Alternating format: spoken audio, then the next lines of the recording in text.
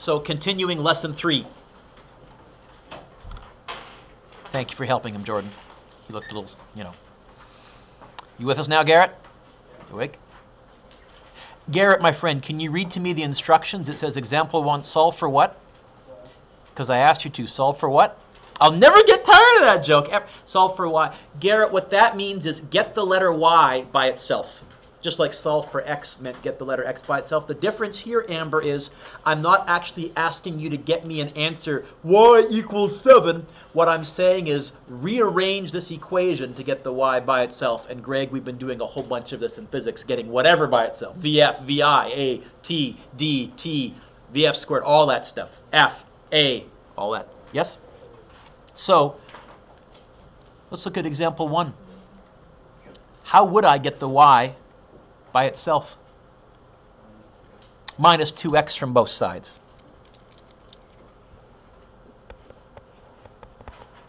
Can I go like this? 5 minus 2x. Are those like terms? No. Then you know what? Here, a little trick of the trade, because Amy, you're going to write that anyways. Instead of writing it underneath the 5, where you might be tempted to think they were like terms, actually put it in midair over here, because what that's saying is I got nothing above it to subtract it from. Little trick of the trade, Ty. On the left side, woohoo!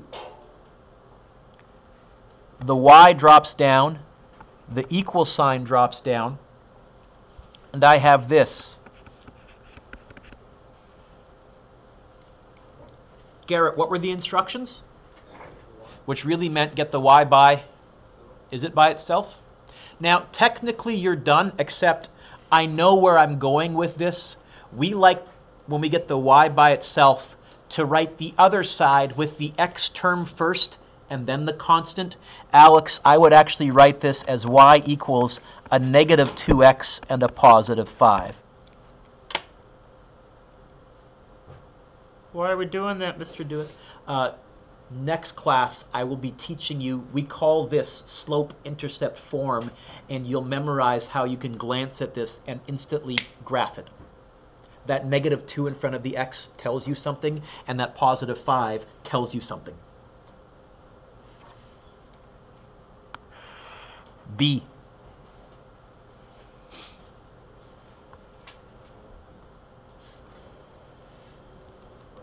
Okay. What's this equation equal to, Brody? Okay. I'm teaching you preview of coming attractions. Is there an x and a y? Any exponents?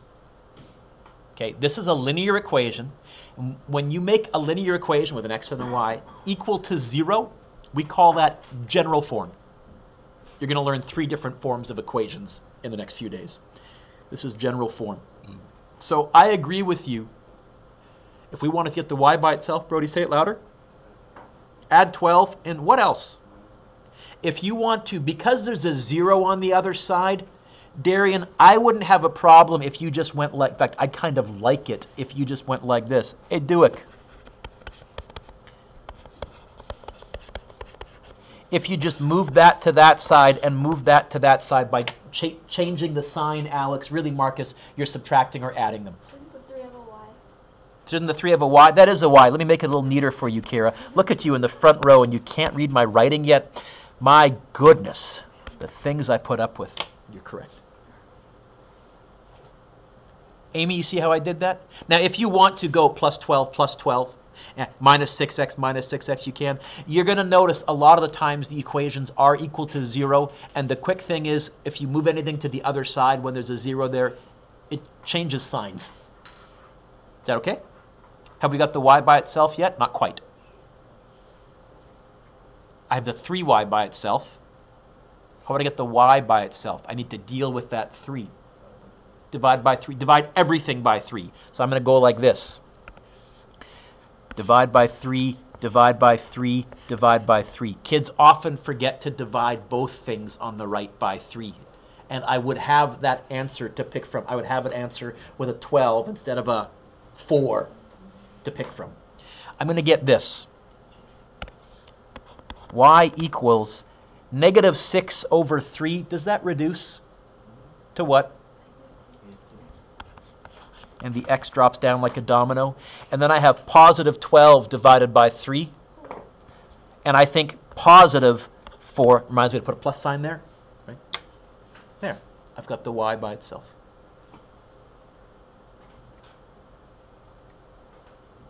C. Is this one already equal to 0? Then as a shortcut, I think I could say this. Drop the negative y, and that equals a negative 3x and a positive, not a positive, Mr. Dewick, and a negative, wrong color, and a negative 4. That would move there. That would move there. Jordan, is that okay? Okay with that?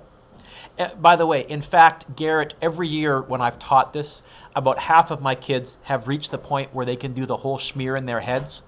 I'm okay with that in your homework. I never would on a test or a quiz. I would show them my work.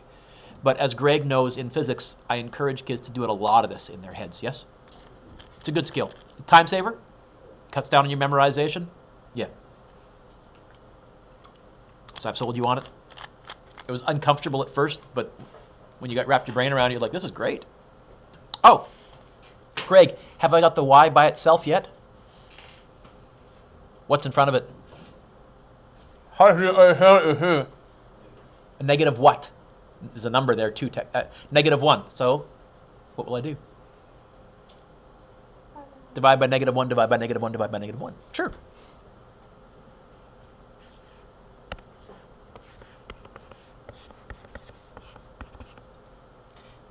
And when I do that, I'll get positive y equals positive 3x, positive 4. Can anyone see a faster way that I could have done that? See, I wouldn't have done it this way. Yeah.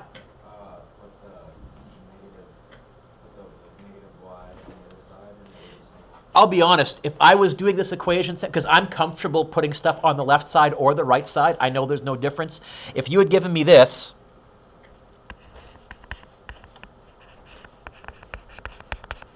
I would have just said, oh, for Pete's sakes. I would have plussed the y over. Nice, Sam, you get a candy for that one. I don't think Jake would have got that. Nice. Get 2? Oh, look at that.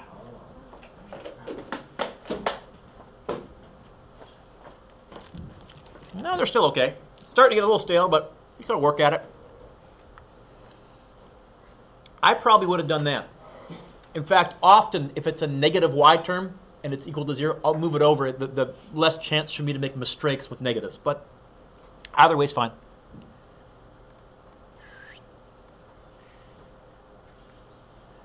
D is tougher than you're going to get. First of all, is D linear? How can you tell? This is a curve. This is going to be a curve.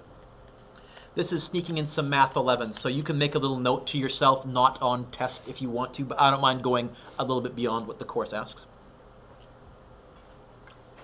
All right. Suggestions, how to get the y by itself. Sam, your suggestion is a good one again. What might we do first? I'm going to plus that to that side. That's good. Nice call. That's going to give me 5x plus 10 equals 5y squared. Now, by the way, Greg, this is exactly the same as 5y squared equals 5x plus 10. You can flip your left and right sides around. You with me here? Is there an attention span person out there that I need to go shoot? Yeah? Okay, let's go get them. So one of the things you can realize, Ashley, it doesn't matter which side of the equal sign you're on to get stuff by itself. So far, so good? I want to get the y by itself. I have a 5y squared. Now what? Deal with the 5. How? Well, everything, and the left as well. I'm going to go divide by 5, divide by 5, divide by 5. When I do that, Dunk. Oh, dunk. And I'm going to get this. Y squared equals 1x. Am I going to write the 1, Alex? No. And then I have a positive 10 divided by 5. What's a positive 10 divided by 5?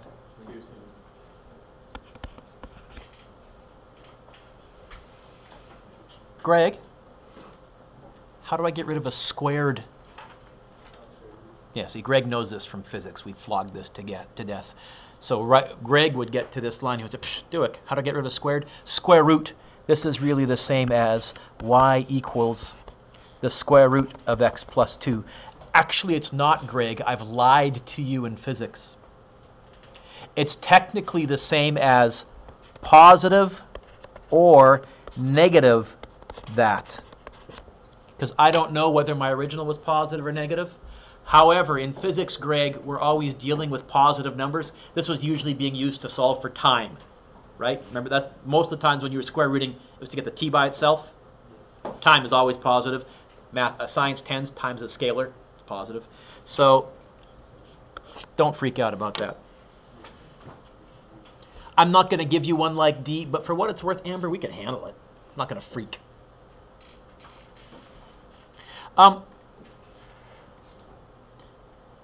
Quick rehash. It says state if the equation produces a curve or a straight line. Let's how about L for linear, C for curve? That first equation, curve or line?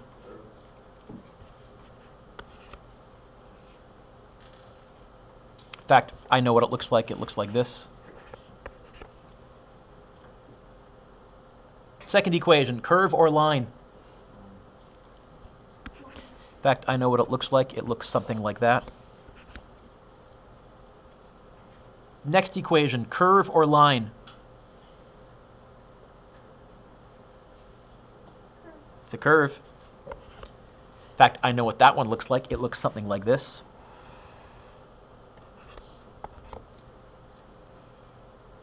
You just memorize these. In your grade 12 year, you'll end up having memorized most of these graphs, and you'll just recognize them. The next one, curve or line?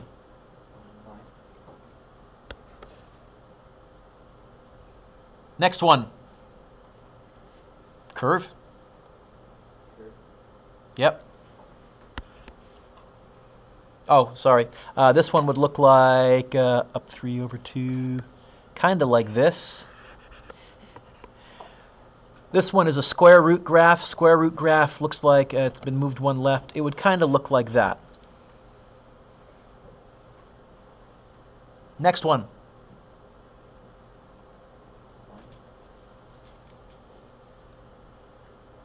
It's not a line. There's an exponent.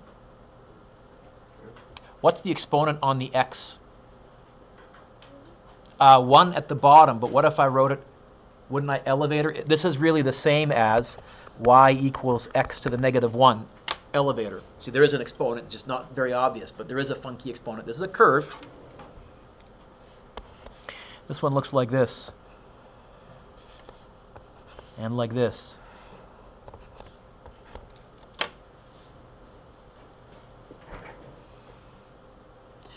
Ashley, I'm a nerd, so I wanted to show you these curves, but for the purposes of graphing in Math 10, I would feel comfy asking you to deal with like the domain and the range of these, but for what it's worth, not on test, not on test, not on test, not on test. If you want to cross those out, you can.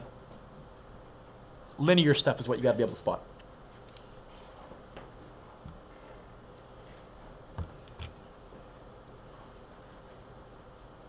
So equations that produce lines do not have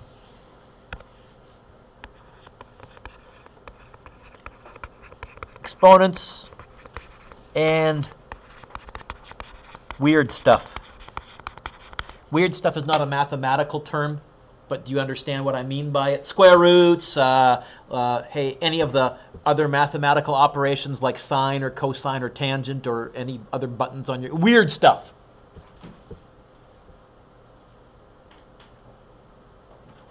There are 3 key parts of a line that it's important to identify. Some of this we learned last unit. The X-intercept.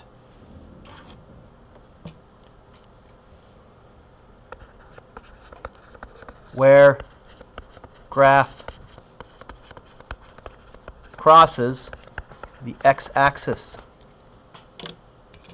How do you find the x-intercept? Which is that point right there. Do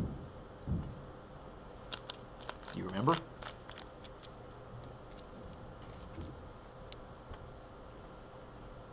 We just had a test on it. See that point that I circled? See it? How high is it if it's on the x-axis? 0. What variable is how high? To do this, put a 0 in for y, solve for x.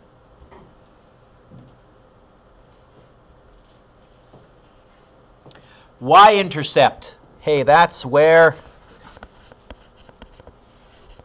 graph crosses the y-axis.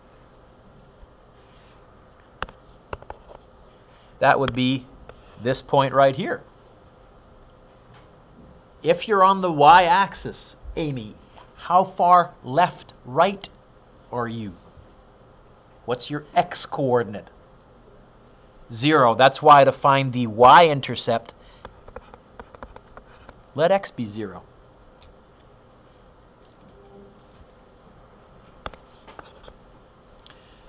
The slope. How did we define the slope? What over what?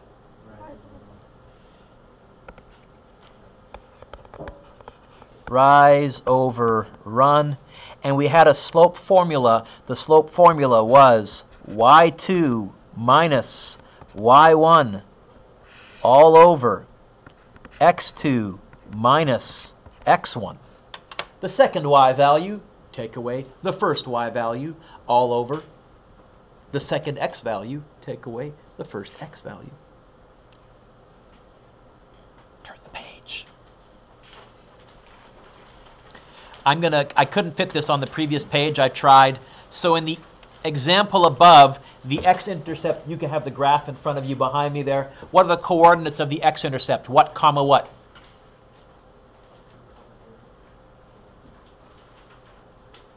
What are the coordinates? Let me zoom in here. Yeah.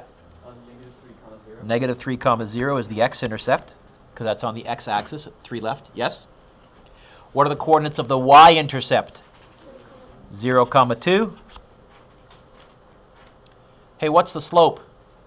Rise over run. I got 2 dots. What's the rise? 2. What's the run?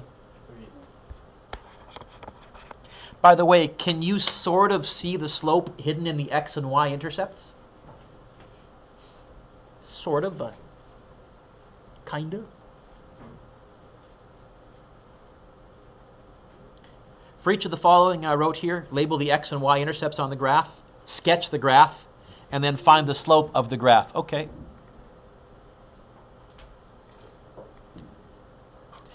X-intercept. How do I find an x-intercept? Put a 0 in for, don't write this down, but what that means is your equation would look like that. 3x equals 6, because the y would cancel. 3 times what equals 6? The x-intercept is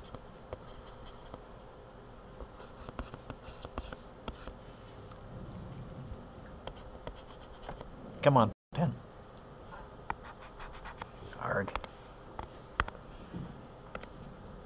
There. 2 comma 0.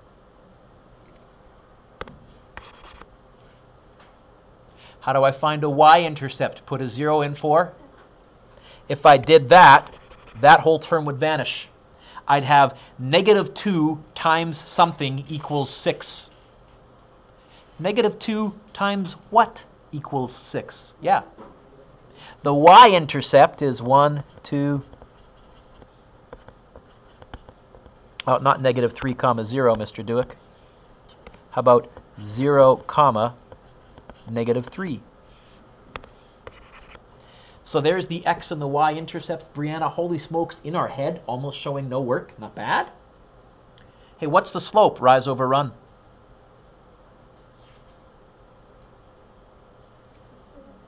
Huh? Up 3 over 2. Up 3 over 2? Oh, you're saying the slope is...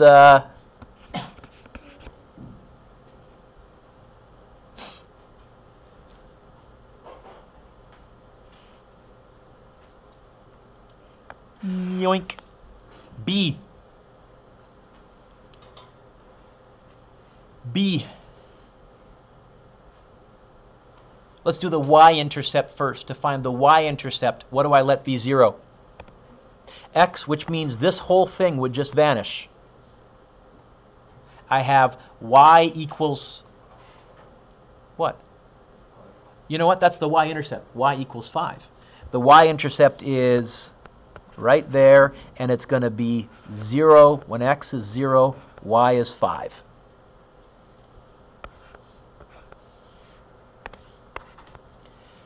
To find the x-intercept, what do I let be 0?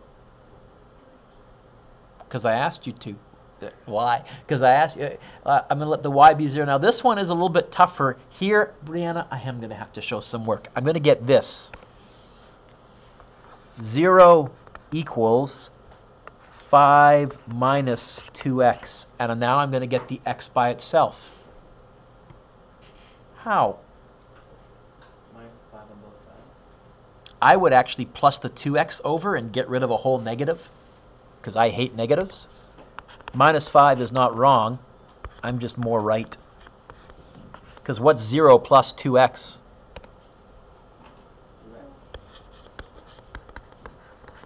And now I would say, how would I get the x by itself? Divide 2 on both sides. And I get an x-intercept of 5 over 2. Or, if you wanted it as a decimal, 2.5. 1, 2, 3.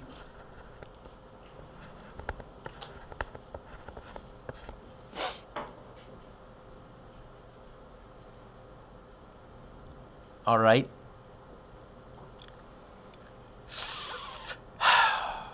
What's the slope? Positive or negative, first of all, if we're going like this? What's the rise? -5. What's the run? Now, I would not leave my final answer like this with a decimal inside of a fraction. First of all, does -5 divided by 2.5 work out evenly? Can someone check, please? Pardon me? Downhill. It's a negative slope. -2. Oh, it does work out evenly? Then you know what? I'll write the slope as -2. So what have we looked at today, Ty? Rearranging equations, getting the y by itself, and then a quick refresher on slope, y-intercept, and x-intercept. Short lesson. What's your homework? First of all, from this sheet, 1, A and B, skip C because it's not linear, D, E, and F. So it says solve the following for y. Get the y by itself. Curtis, you want to try doing steps in your head? I'm good with that. If you're getting it wrong, better show work. 2. I'm going to skip 3. Then I have for you yet another one of those stupid sheets. Bear with me. So in my high-tech naming system, I called this first one graphing A. Back I called graphing B. So what it wants you to do, it says solve each equation for y in terms of x. Find your answer below and notice the letter next to it. Each time the exercise number appears in the code, write this letter above it. Now, if you look at your answers in the first column, everything's going to work out evenly. In the second column, almost nothing will work out evenly. You're going to be dividing by numbers and they won't work out evenly. Garrett, do they want you to go to a decimal answer, or how do they want you to leave your numbers when you're dividing and they don't work out evenly? What do you notice here? Leave them as fractions. Leave them as fractions. In other words, for example, if I look at number 9 right here, to get the y by itself, guys with me? To get the y by itself, at some point, I'm going to divide by 2. At some point, I'm going to be dividing that 5 by 2. I'm just going to leave it as 5 over 2. At some point, I'm going to be dividing that 1 by 2. I'm just going to leave it as 1 over 2. Don't go to decimals, just leave it as fractions in lowest terms. I didn't do one like that with you. I'm going to see if you can figure it out a little bit. Same with this section here. Again, some will work out evenly, a lot will be decimals. And you can find out, why did the little girl paint spots on the suitcase, and what do you call a 36-inch 2x4? Turn the page over. Graphing B. So there's 15 questions there. Same idea, get the y by itself, so solve the equation for y in terms of x. Some will work out evenly, some will have fraction answers. And you can find out, why didn't the circus managers want their human cannonball to quit? I'm sure Darian is just dying to know. I don't think the answer has the word magnet in it.